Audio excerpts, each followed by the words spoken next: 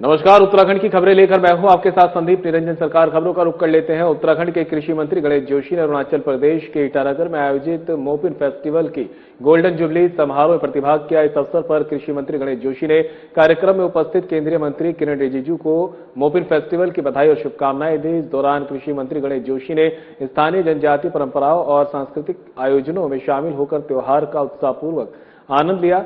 कृषि मंत्री गणेश जोशी ने कहा कि मोपिन फेस्टिवल प्राकृतिक कृषि और समृद्धि का प्रतीक है, जो भारतीय संस्कृति की विविधता और समृद्ध परंपराओं को दर्शाता है। उन्होंने इस अवसर पर स्थानीय लोगों के साथ पारंपरिक रीति रिवाजों में भाग लेते हुए प्रदेशवासियों को शुभकामनाएं भी दी। कृषि मंत्री ने कहा कि इस प्रकार के सांस्कृतिक उत्सव देश की एकता और अखंडता को और मजबूत करते हैं, विभिन्न राज्यों के बीच आपसी भाईचारे को बढ़ावा देते हैं। उन्होंने कहा कि हमारे तीज त्योहार ही हमें एक सूत्र में बांधने का काम करते हैं। मोपिन फेस्टिवल केवल एक त्योहार नहीं बल्कि प्रकृति, आस्था, संस्कृति और सामूहिक एकता का जीवंत प्रतीक है, जो जीवन में खुशहाली और सकारात्मकता का संदेश देता है। बता दें कि मोपिन फेस्टिवल अरुणाचल प्रदेश की गालो जनजाति का एक अत्यंत महत्वपूर्ण और पारंपरिक त्योहार है, जिसे हर वर्ष बड़े उत्साह और श्रद्धा के साथ मनाया जाता है। यह मुख्य रूप से कृषि से जुड़ा पर्व है, जिसका उद्देश्य अच्छी फसल, समृद्धि, सुख शांति और बुरी शक्तियों से रक्षा की कामना करना है। इस त्योहार के दौरान मोपिन आनी देवी की पूजा अर्चना करते हैं और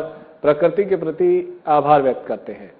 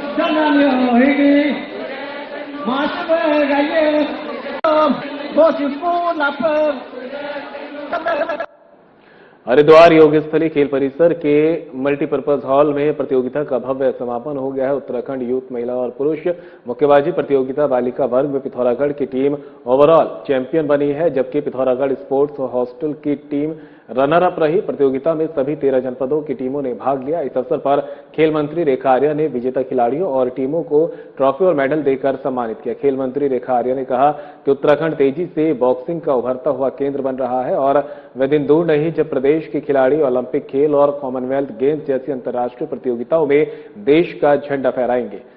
उन्होंने कहा कि खेल कौशल को विकसित करने के लिए मेहनत, समर्पण और अनुशासन आवश्यक है। साथ ही ये भी कहा कि राष्ट्रीय और अंतर्राष्ट्रीय स्तर पर पदक जीतने वाले खिलाड़ियों के लिए सरकार आउट ऑफ टर्न नौकरी की व्यवस्था पहले से लागू कर चुकी है।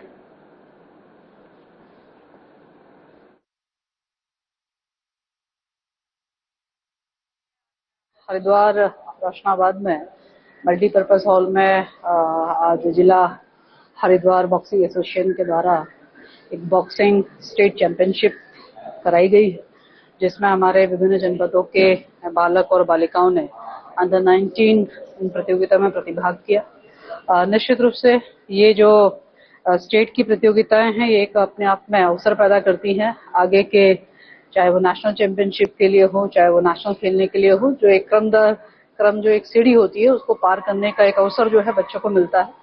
मैं बॉक्सिंग एसोसिएशन हरिद्वार को बहुत बधाई देती हूँ कि इस प्रकार के अवसरों को अपने ही प्रदेश में कहीं ना कहीं इसका आयोजन करते हुए बच्चों को अवसर देते हैं, लड़कियों को अवसर देते हैं। शानदार प्रदर्शन आज देखने को भी मिला और हम यही मानते हैं कि आने वाले समय में जो है हमारी यही बालक और यही बालिकाएं जो है वो नेशनल चैंपियनशिप में हो या राष्ट्रीय खेलों में हो या राष्ट्रमंडल खेलों में हो, अपने राज्य का नाम रोशन करने का काम करेंगे। और निश्चित रूप से अब तो एथलीट का भी और खेलों का भी भविष्य बहुत उज्जवल है। माननीय मुख्यमंत्री पुष्कर सिंह धामी जी ने जिस प्रकार से खिलाड़ियों को प्रोत्साहित किया है, जिस प्रकार से हमारे यहाँ पर आज स्पोर्ट्स यूनिवर्सिटी बनने की ओर हम लोग अग्रसर है, हम लोग गर्ल्स स्पोर्ट्स कॉलेज लोहाघाट में हम लोग अभी निर्माणाधीन है। मुझे लगता है कि खेल के क्षेत्र में उत्तराखंड का भविष्य बहुत शानदार होने जा रहा है। हमारे यहाँ हर घर से एक एथलीट, मैं मानती हूँ कि आने वाले समय में निकलेंगे और निश्चित रूप से ये देवभूमि जो है वो खेल भूमि। कांग्रेस प्रदेश चुनाव प्रबंधन समिति के अध्यक्ष हरक सिंह रावत पहुंचे अपने पैतृक गांव बसोलियो गहाड़। उत्तराखंड के पारंपरिक फूल पर फूलदेही की दिखी अनोखी रौनक। बच्चों द्वारा घर घर फूल डालने की परंपरा से उल्लास में हुआ वातावरण। हरक सिंह रावत ने बच्चों के साथ किया नृत्य। सोशल मीडिया पर वायरल हो रहा वीडियो। फूलदेही पर्व हमारी संस्कृति और लोक जीवन की मिठास को रखता है जीवंत, ये कहना हरक सिंह का। फूलदेही महोत्सव प्रकृति और मनुष्य के बीच अटूट संबंध का प्रतीक। सभी लोगों को अपनी संस्कृति और परंपराओं के संरक्षण में देनी चाहिए योगदान।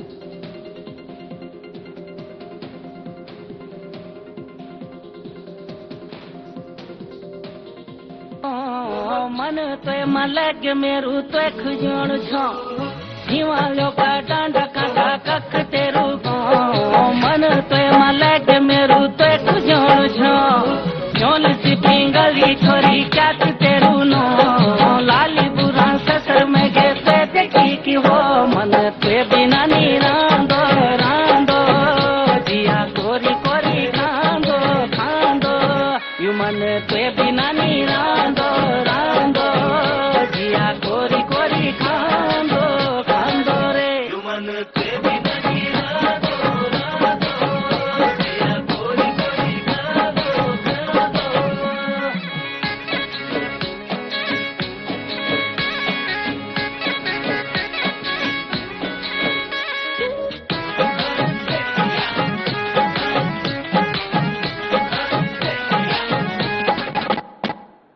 हिंदू नववर्ष के पावन अवसर पर पिरान कलियर के रहमतपुर में राष्ट्रीय स्वयंसेवक संघ के कार्यकर्ताओं ने भव्य पथ संचलन निकाला।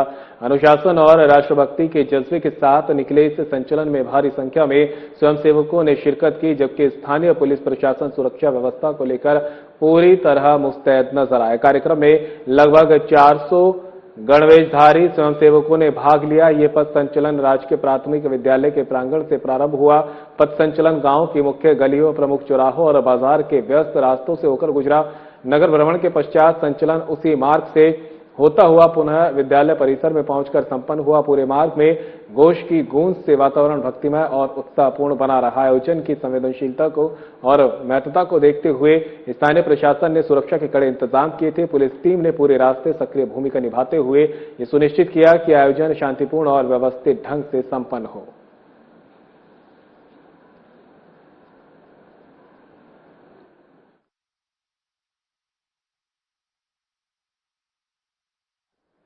मिडिल ईस्ट में जारी तनाव के कारण एलपीजी गैस सिलेंडरों की आपूर्ति प्रभावित हो रही है, जिसका सीधा असर शहर के होटल, रेस्टोरेंट और ढाबा संचालकों के कामकाज पर भी पड़ रहा है। गैस की आपूर्ति न होने के कारण कई प्रतिष्ठानों में कामकाज प्रभावित हो रहा है। शहर के प्रसिद्ध मैगी पॉइंट संचालकों के सामने सबसे बड़ी चुनौती खड़ी हो गई है। कमर्शियल सिलेंडर उपलब्ध न होने के कारण अब उन्हें लकड़ी के चूल्हों का उपयोग करना पड़ रहा है। मैगी पॉइंट के संचालक शानू राणा ने बताया कि व्यावसायिक गैस की कमी के कारण बहुत समस्याओं का सामना करना पड़ रहा है। घरेलू गैस का उपयोग व्यावसायिक कार्यों के लिए नहीं किया जा सकता, इसलिए अब लकड़ी के चूल्हों का उपयोग करना पड़ रहा है। इसके बावजूद भी ग्राहकों के ऑर्डर समय पर पूरे नहीं हो पा रहे।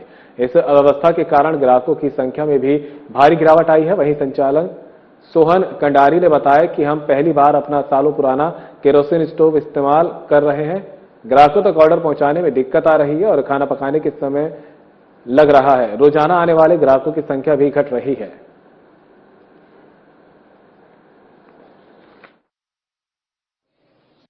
कैफे है, good luck Maggi point cafe है। यहाँ पे मैगी पॉइंट के नाम से जगह है, मसूरी से पहले और देहरादून के नजदीक, मतलब देहरादून में ही है।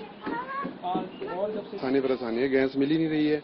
स्टोव गैस अभी आ ही नहीं रही है और वैसे घरेलू रख नहीं सकते हम, तो हमने स्टोव ला लू के या लकड़ी जला वला के काम कर रहे हैं, तब भी हो नहीं पा रहा है। कस्टमरों के ऑर्डर भी पूरे नहीं हो पा रहे हैं, आ रहे हैं और वापस जा रहे हैं, तो बहुत ज्यादा दिक्कत हो रही है। हमने नहीं, हमारा वही है सेम, ऐसा कर नहीं सकते ना। जो कस्टमर आ रहे हैं वो भी आने बंद हो जाएंगे। बस अभी जैसे कैसे कर रहे हैं, स्टोव ला के कर रहे हैं अपना काम। दिक्कतें आ रही हैं? की रिगार्डिंग सारी दिक्कतें गैस मिल नहीं पा रही टाइम से। कस्टमर आ रहे हैं, उनका ऑर्डर पूरा नहीं हो रहा, वो चले जा रहे हैं वापसी बीच बीच में छोड़ के। आप देख सकते हैं सारा खाली पड़ा है, गैस के कारण है। और ये हमारा जो कैफे है क्लासिक व्यू पॉइंट के नाम से है, और ये हमारा देहरादून में ही, हाँ यहाँ पे हम चलाते हैं, मैगी पॉइंट पे ही। और आपको बता दें कि जो हमारे आजकल गैस खत्म नहीं हो रखे हैं, आजकल हम केरोसिन वाला जो स्टोव पुराने जमाने चलता था, आज उसे एक बार हम देख रहे हैं पहली बार।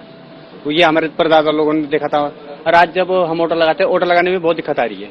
कस्टमर जो ऑर्डर हमारा 10 मिनट में लगता था, वो 20 मिनट में जा रहा है। कहीं ना कहीं कस्टमर भी परेशानी हो जाता है, जिसको 5 मिनट में खाना मिल रहा है वो 10-15 मिनट लग जाता है। कस्टमर भी सब कंप्लेंट करते ही हैं।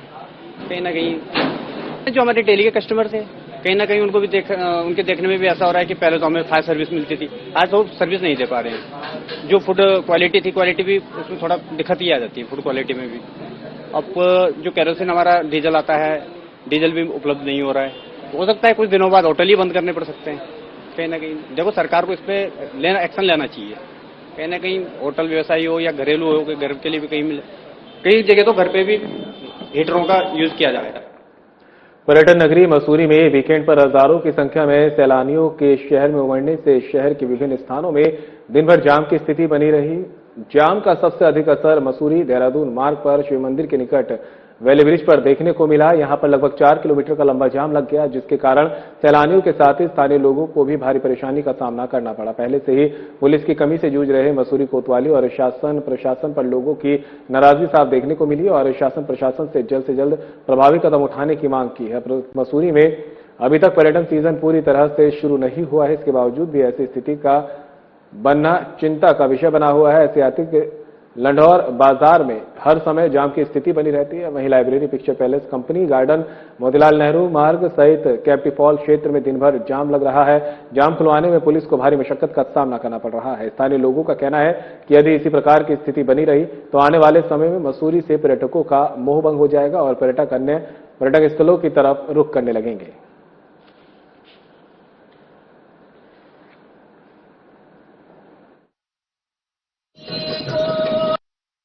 पहले तो मैं आपका धन्यवाद करना चाहूंगा कि आप ये कवरेज भी कर रहे हो, क्योंकि अगर ये इस क्षेत्र की मैं बात करूं तो ये आज की पीड़ा नहीं, काफी टाइम से पीड़ा बन चुकी है। सीजन का तो अब हर वीकेंड ही सीजन आ गया है, तो जब से हाईवे बन रहे हैं हम उसका सरकार का भी धन्यवाद करते हैं जो कनेक्टिविटी बना दी है, पर जब तक हम अपने बाजार में मैनेजमेंट को प्रॉपर नहीं कर पाएंगे। अब आप देखिए 2 हॉस्पिटल है यहाँ पे, पर जाम इतना लग जाता है। जो हॉस्पिटल में देहरादून बंदा आसानी से पहुंच सकता है, पर यहाँ पे जाम से नहीं निकल सकता। लंडौर का एक ऐसा व्यापारी या एक ऐसा स्थानीय निवासी नहीं होगा जो लंडौर का रास्ता ही बताना उसमें वो हो गया। लंडौर में रह के हमें लंडौर का रास्ता बताना पड़ रहा है, और खाली 4 दुकान और उसमें ऊपर की 4, 5, 6 दुकानों के चक्कर में 200-250 दुकानों का व्यापार ठप हो गया है। क्लच पेटों की बदबू सूंघने के लिए रह गए हैं, धूल मिट्टी हो गई है। और अब तो अगर जिस टाइम वीकेंड आता है, छुट्टी होती है, तो घर से बाहर निकलना भी दुर्लभ हो चुका है। शासन और प्रशासन को दोनों को ध्यान देना चाहिए, क्योंकि वादे तो सारे बहुत बड़ी बड़ी करते हैं पर कार्य किसी का नहीं दिख रहा है। और काफी टाइम से मसूरी की हालत बद से बदतर हो जा रही है। कंक्रीट का एक जंगल बन चुका है ये। बाकी सुविधा के नाम पे स्वास्थ्य सुविधा वो खत्म हो चुकी है, पार्किंग वो खत्म हो चुकी है, घंटों घंटों जाम में लगने का हो चुका है। अब जाके वैली ब्रिज का भी जब पूरा एक पुल का निर्माण होना चाहिए तो अब जाके दूसरा वैली ब्रिज दे रहे हैं, जो कि मेरे तो समझ से भारी है। उसमें अभी सीजन पूरी तरह से नहीं आया है, सीजन का आगाज हो चुका है, लेकिन जाम की स्थिति को तो मैं ये कहूंगा कि प्रशासनिक लापरवाही कहूंगा। पूर्व में भी लंडौर बाजार की तो बिल्कुल ये जाम की स्थिति नासूर बन चुकी है, और इसका शायद ही कोई हल निकल पाए, क्योंकि न कैंट अपनी मनमानी करता है, कैंट भी अपनी मनमानी कर रहा है, लोकल बॉडी प्रशासन भी अपनी मनमानी कर रहे हैं। जो ऊपर मलिंगार चौक पे 20-20 गाड़ियां कैंट छोड़ रहा है, जिसकी वजह से पूरा घंटाघर पिक्चर पैलेस चौक तक जाम लगा हुआ है, और आज सुबह से ये बिल्कुल स्थिति है। टूरिस्ट तो आएगा ही, जब आपने सारी सड़कें खोल दी हैं, नई नई सड़कें बना रहे हैं, नए नए रास्ते बना रहे हैं आप मंसूरी आने के लिए, तो टूरिस्ट तो आएगा ही। लेकिन लोकल बॉडी की कमी है कि ना आप उन्हें टूरिस्ट को पार्किंग दे पा रहे हैं, ना सही मार्गदर्शन दे पा रहे हैं, ना साइन बोर्ड लगे हुए हैं कि आपको कहाँ से जाना है। टूरिस्ट परेशान रहता है कि कहाँ जाएं, कैसे जाएं, क्यों जाएं। यही है बस। प्राकृतिक आपदा में पुल टूट गया था, जिससे एक विकल्प के रूप में बनाया गया है। फिलहाल छोटा है, आने वाले टाइम में बड़ा भी बन जाएगा। देखिए काम में टाइम तो लगता ही है। लोकल बॉडी ना तो आपके साइन बोर्ड लगाती है कि किस तरफ जाना है, हमेशा आदमी पूछता ही रह जाता है। और जब जाम लगता है, इसी वजह से जाम लगेगा। सड़कें आपकी पर्याप्त नहीं है, पार्किंग आप पे पर्याप्त नहीं है, तो आप क्यों टूरिस्ट को मंसूरी बुला रहे हैं? नए नए रास्ते खोल रहे हैं, ट्रॉली लगा रहे हैं, आप किमाड़ी रोड से भी आइए, झड़ी पानी। जनपद टिहरी गढ़वाल की नवनियुक्त वरिष्ठ पुलिस अधीक्षक श्वेता चौबे ने विधिवत रूप से अपना कार्यभार ग्रहण कर लिया है। कार्यभार संभालने से पूर्व उन्होंने भद्रकाली मंदिर में माथा टेका और जनपद की सुख समृद्धि की शांति के लिए प्रार्थना की। पुलिस कार्यालय नई टिहरी पहुंचने पर श्वेता चौबे को पुलिस बल द्वारा गार्ड ऑफ ऑनर दिया गया। इसके तुरंत बाद उन्होंने पुलिस अधिकारियों और कर्मचारियों के साथ एक परिचयात्मक बैठक की, जिसमें जनपद की भौगोलिक स्थिति और वर्तमान सुरक्षा परिदृश्य पर चर्चा की गई। बैठक के दौरान एसएसपी ने अपनी प्राथमिकताओं को बताया। जनपद में शांति व्यवस्था बनाए रखना और अपराधों पर प्रभावी अंकुश लगाना पहली प्राथमिकता होगी। पुलिस को जनता के प्रति संवेदनशील और सहायक व्यवहार अपनाने के कड़े निर्देश दिए गए। कार्यों में पारदर्शिता और गति लाने के लिए तकनीक के आधार पर उपयोग पर जोर दिया गया है। बैठक के बाद एसएसपी ने प्रेस कॉन्फ्रेंस की। एसएसपी ने स्पष्ट किया कि जनपद में चल रहे विशेष अभियानों में कोई ढिलाई नहीं बरती जाएगी। उन्होंने देवभूमि को नशा मुक्त बनाने के लिए सख्त कदम उठाने, साइबर ठगी से जनता को बचाने के लिए जागरूकता, महिलाओं की सुरक्षा और उनके अधिकारों के संरक्षण के लिए प्रभावी तंत्र लागू करने के निर्देश दिए। साथ ही चारधाम यात्रा रूट और स्थानीय यातायात को सुगम बनाने के निर्देश दिए। उन्होंने पुलिस कार्यालय की विभिन्न शाखाओं का बारीकी से निरीक्षण भी किया। उन्होंने अभिलेखों के रखरखाव को दुरुस्त करने और सामुदायिक पुलिसिंग को जमीनी स्तर पर मजबूत करने के निर्देश दिए।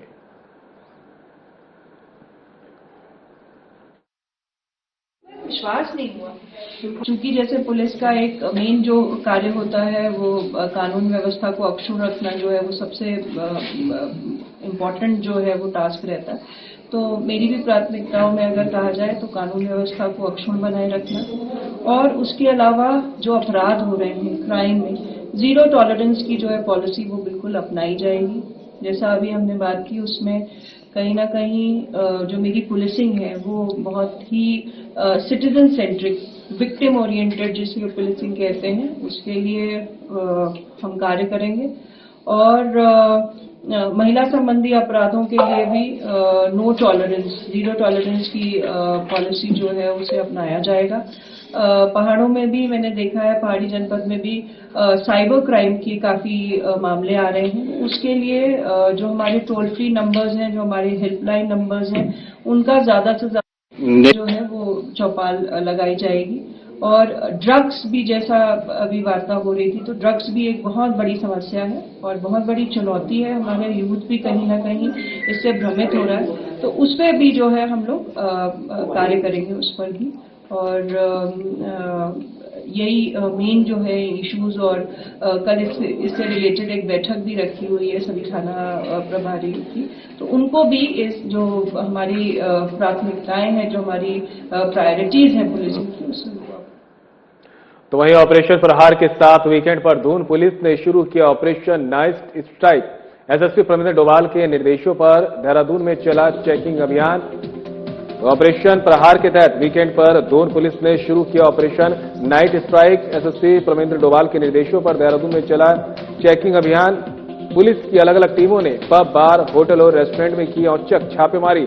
अभियान के दौरान नगर और दया क्षेत्र में पुलिस टीमों ने की कड़ी कार्रवाई। 1 दर्जन से अधिक फरार और आपराधिक गतिविधियों में लिप्त आरोपियों को किया गिरफ्तार। अंतर्राज्यीय वाहन चोर गिरोह के 2 चोर सहित 3 वाहन चोर गिरफ्तार। संरक्षण में विवादित किशोर को लिया गया। चोरी के 3 वाहन किए बरामद। फरार अपराधियों की तलाश के दौरान नो वारंटी गिरफ्तार। बिना लाइसेंस के शराब परोसने वाले 2 प्रतिष्ठान संचालकों को किया गिरफ्तार। सार्वजनिक स्थानों और रेस्टोरेंट में शराब पी रहे 44 व्यक्तियों को हिरासत में लिया। उड़दंग कर रहे 10 व्यक्ति गिरफ्तार। रात में घूम रहे 600 से अधिक व्यक्तियों को पुलिस ने की पूछताछ। 100 से अधिक व्यक्तियों के पुलिस एक्ट के तहत काटे चालान। शराब पीकर वाहन चलाने वाले 9 वाहन चालकों को गिरफ्तार कर वाहनों को किया सील। यातायात नियमों का उल्लंघन पर 90 वाहन चालकों के कटे चालान। पुलिस ने वसूला 52,500 रुपए का जुर्माना। 30 वाहन चालकों का किया न्यायालय चालान।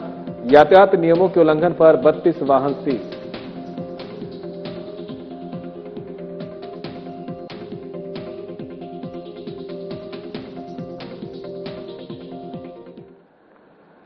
वर्तमान समय में बढ़ते डिजिटल अपराधों पर अंकुश लगाने के लिए पिथौरागढ़ पुलिस ने कमर कस ली है। इसी क्रम में साइबर सेल प्रभारी निरीक्षक नीरज भाकुनी के नेतृत्व में मुंगाछीना क्षेत्र में एक विशेष जागरूकता अभियान चलाया गया। इस कार्यक्रम का मुख्य उद्देश्य ग्रामीण क्षेत्रों के लोगों को साइबर अपराधियों के जाल से सुरक्षित रखना है। अभियान के दौरान प्रभारी निरीक्षक नीरज भाकुनी ने ग्रामीणों के बीच पहुंचकर उन्हें विभिन्न प्रकार के साइबर अपराधों जैसे फर्जी call, bank fraud, social media ठगी और लुभावने लिंक के खतरों के बारे में विस्तार से जानकारी दी। उन्होंने जोर देते हुए कहा कि जागरूकता ही साइबर सुरक्षा की सबसे मजबूत ढाल है। यदि व्यक्ति सतर्क रहे तो वह अपनी मेहनत की कमाई को ठगों के हाथ लगने से बचा सकते हैं। पुलिस टीम ने ग्रामीणों को व्यवहारिक उदाहरणों के माध्यम से समझाया कि किसी भी अनजान व्यक्ति से अपना ओटीपी या बैंक विवरण साझा न करें। साइबर सेल द्वारा अपील की गई कि यदि किसी के साथ भी साइबर धोखाधड़ी होती है तो वे तत्काल 1930 नंबर पर कॉल करें या संबंधित थाने को सूचित करें।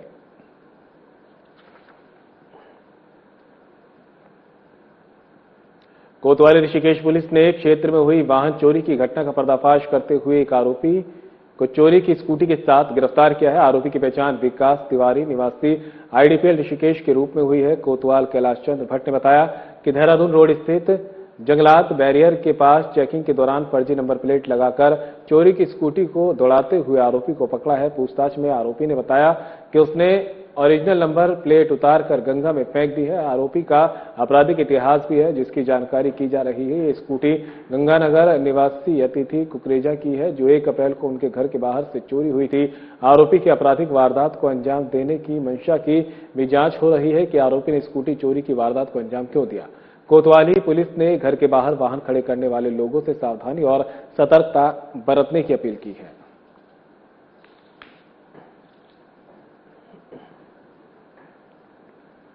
टिहरी गढ़वाल के महादेव चट्टी क्षेत्र में दर्दनाक सड़क हादसा हो गया जहां ट्रक सड़क से करीब 250 मीटर नीचे गहरी खाई में जा गिरा जिसमें ट्रक चालक की मौके पर ही मौत हो गई।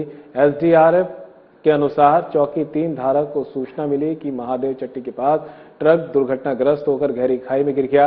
सूचना मिलते ही पोस्ट 82 से एसडीआरएफ की टीम उप निरीक्षक जितेंद्र सिंह के नेतृत्व में आवश्यक रेस्क्यू उपकरणों के साथ तत्काल घटनास्थल के लिए रवाना हुई।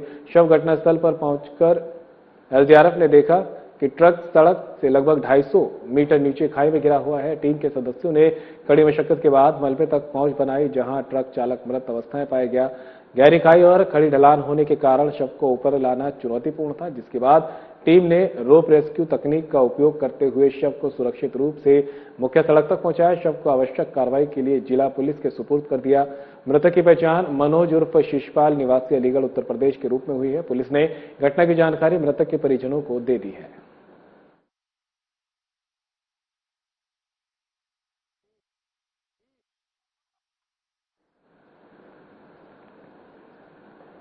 गोपेश्वर के मंडल क्षेत्र में प्रसिद्ध काफल रेस्टोरेंट में अचानक भीषण आग लग गई। इस अग्निकांड में रेस्टोरेंट के भीतर रखा सामान जलकर राख हो गया है। बता दें कि मंडल क्षेत्र स्थित इस रेस्टोरेंट में आग इतनी तेजी से फैली कि जब तक लोग कुछ समझ पाते तब तक लपटों ने पूरे ढांचे को अपनी चपेट में ले लिया। आग की विकरालता को देख स्थानीय लोगों में अफरा तफरी मच गई। ग्रामीणों ने अपने स्तर पर आग बुझाने का प्रयास किया लेकिन लकड़ी और अन्य ज्वलनशील सामग्री होने के कारण नुकसान काफी बढ़ गया। रेस्टोरेंट संचालक के अनुसार आग लगने के कारण अंदर मौजूद फर्नीचर, राशन, कीमती उपकरण और अन्य सामग्री पूरी तरह जलकर राख हो चुकी है। शुरुआती आकलन में नुकसान की राशि लाखों में बताई जा रही है। गनीमत ये रही कि इस घटना में कोई जनहानि नहीं हुई, अन्यथा परिणाम और भी गंभीर हो सकते थे। घटना की सूचना मिलते ही स्थानीय प्रशासन और राजस्व टीम को सूचित किया गया। आग लगने के सटीक कारणों का अभी पता नहीं चल पाया है। हालांकि प्रथम दृष्टया शॉर्ट सर्किट को इसकी वजह माना जा रहा है। प्रशासन की टीम मौके पर पहुंचकर नुकसान का जायजा ले रही है ताकि क्षति का उचित मूल्यांकन किया जा सके।